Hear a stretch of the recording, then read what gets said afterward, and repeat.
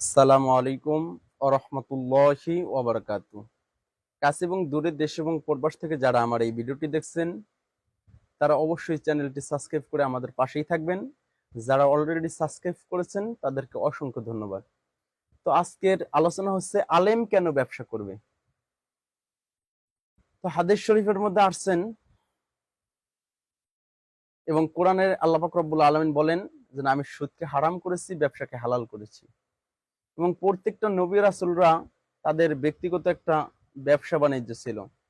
যেরকম আদম আলাইহিস সালাতু ওয়াস সালাম, হযরত মুসা আলাইহিস সালাতু ওয়াস সালাম, হযরত ইব্রাহিম আলাইহিস সালাতু ওয়াস সালাম, হযরত মুহাম্মদুর রাসূলুল্লাহ সাল্লাল্লাহু আলাইহি সাল্লাম, তাদের প্রত্যেক জনের এক একটা ব্যবসা ছিল বা কাজ ছিল।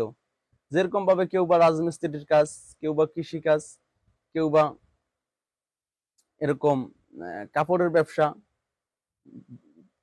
বিভিন্ন ভাবে এক একজনে এক এক কাজ করেছেন। তো আমরা আলেম হয়েছি, তো সেই ক্ষেত্রে আমরা যদি ব্যবসা বাণিজ্য করি, ব্যবসার দিকে আগাই, তাহলে কি হবে? ব্যবসায়ী যে সিন্ডিকেটটা আছে সেটা ভেঙে যাবে। মানুষে অল্প দামের মধ্যে অল্প লাভ রেখে মানুষকে যদি আপনি একটা দেন, এটাও কিন্তু এক ধরনের মানে উপকার করা এবং নেকির কাজ, আমলের কাজ। আমল হবে, নেকি হবে, সওয়াব হবে। কারণ এই কারণে ব্যবসার উপরে কোনো বিকল্প নাই। আপনি ব্যবসা করেন সুন্নাত তরিকায়, আপনি আলেম হয়েছেন, ইমাম হয়েছেন, তাতে কোনো সমস্যা নাই। আপনি তো এগুলো তো লস হইতেছে না যে না আমি আলেম হয়েছি, এখন যদি ইমামতি না করি, এখন যদি মাদ্রাসায় চাকরি না করি, মসজিদে ইমামতি না করি, তাহলে আমার কি ক্ষতি হয়ে গেল, এরকম তো আর না। এখানে বিষয় হচ্ছে যেরকম ভাবে আবু বকর রাদিয়াল্লাহু তাআলা আনহু বলেন যে নবী যখন আমাকে অন্য অন্য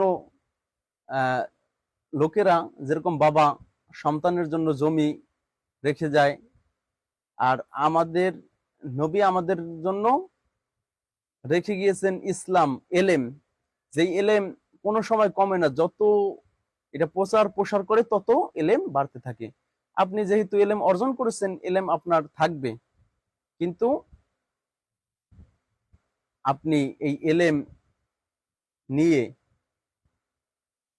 আপনি ব্যবসা করেন, নবীর সুন্নতের কাজে লাগান, তাহলে এটা হকভাবে ব্যবসা করেন যদি, তাহলে এটা আপনার নেকির একটা মাধ্যম হবে, আমল হবে।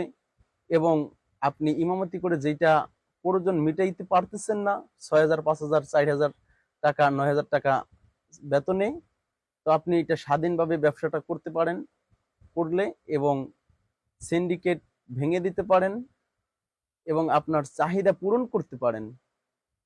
মানুষের সব চাহিদা পূরণ করতে কেউ পারবে না, কিন্তু যেটা আহ অল্পর মধ্যে সারা যায় সেটাও আপনি কি পূরণ করতে পারবেন। এই কারণে আলেমদের একান্ত ব্যবসায়ী এবং ব্যবসা করা জরুরি, ব্যবসা করা প্রয়োজন। আলেমরা তো নেকির কামাই করার জন্য যাবে। মসজিদে শুধু বসে থাকলে, মসজিদের ইমামতি করলে এখানে নেকি উপার্জন হবে, আপনি কি খেয়াল করেছেন একবার যে না এই নামাজ পড়ে আবার আপনার একদিন জাহান্নামেও পৌঁছে যেতে হতে পারে?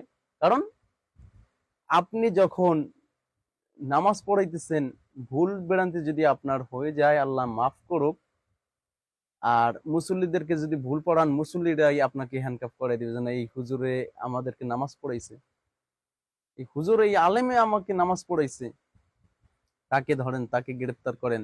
তখন আপনাকে যদি আল্লাহ না করুক জাহান্নামে যেতে হয়, তাহলে এই কি ইমামতি করে কি পাইলেন? দুনিয়াও পাইলেন না, আখিরাতও পাইলেন না। এই কারণে ইমামতি ছাড়েন, ব্যবসায়ী হন, ব্যবসা ধরেন।